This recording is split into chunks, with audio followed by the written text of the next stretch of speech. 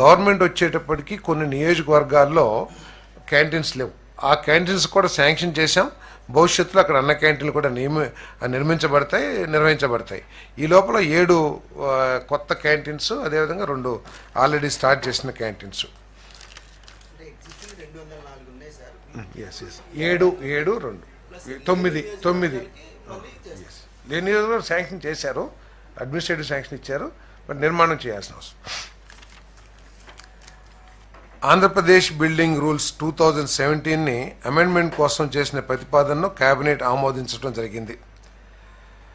రాష్ట్రంలో నిర్మాణ రంగాన్ని పరిగెత్తించాలని, భవన నిర్మాణ కార్మికుల సంక్షేమం కోసం ఈ అమెండ్మెంట్ని తీసుకురావడం జరిగిందని చెప్పేసి మనం చేస్తాం. నేను ఈ అమెండ్మెంట్స్ ద్వారా భవన నిర్మాణంలో ఉన్న పర్మిషన్స్ పొందటంలో ఎదుర్కొంటున్న అనేక సమస్యల్ని సరళీకరించడంతో పాటు సెట్ బ్యాక్స్కి సంబంధించి కానివ్వండి, రోడ్స్ అంటే బిల్డింగ్కి అబెటింగ్ అంటే ప్రపోజ్డ్ ల్యాండ్కి అబెటింగ్ రోడ్స్ విషయంలో కానివ్వండి, అండర్ డ్రైనేజీకి సంబంధించిన ఛార్జెస్ విషయంలో కానివ్వండి, అదేవిధంగా హైట్స్కి సంబంధించి కానివ్వండి, అనేక విధంగా రిలాక్సేషన్ కొన్ని చోట్ల ఇవ్వటం, కొన్ని చోట్ల కఠినతరం చేయటం, అదేవిధంగా ప్రతి రెసిడెన్షియల్ కాంప్లెక్స్లో కూడా సీసీటీవీని ఏర్పాటు చేయడం గురించి, వీటన్నిటి గురించి కూడా రూల్స్ని అమెండ్ చేయడం జరిగిందని చెప్పేసి మనం చేస్తాను.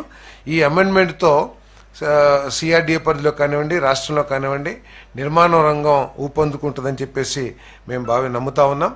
తప్పకుండా, ఎందుకంటే ఈ ఎవరైతే బిల్డర్స్ ఉంటారో వాళ్ళకి హ్యాజిల్ ఫ్రీ విధానాన్ని ఇవ్వాలి, ప్రభుత్వానికి నష్టం రాకోకుండా, ప్రజలకి ఇబ్బందులు లేకోకుండా ఈ నిర్మాణ రంగాన్ని అభివృద్ధి చేయాలి. దీని మీద అనేక లక్షల మంది ఆధారపడి ఉన్న విషయాన్ని దృష్టిలో పెట్టుకుని ఈ అమెండ్మెంట్స్ ఇవ్వటం జరిగిందని చెప్పేసి నేను మనవి చేస్తాను. అదేవిధంగా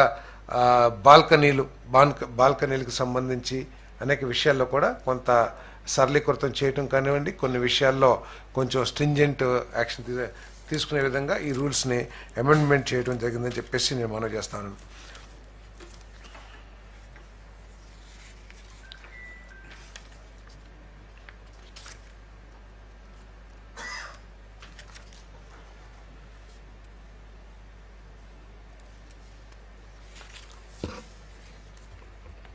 మనందరికీ తెలిసిందే, సాకేత్ సాయి మైనేని ఎవరైతే టెన్నిస్లో రజక పథకాన్ని సాధించి మన రాష్ట్ర గౌరవాన్ని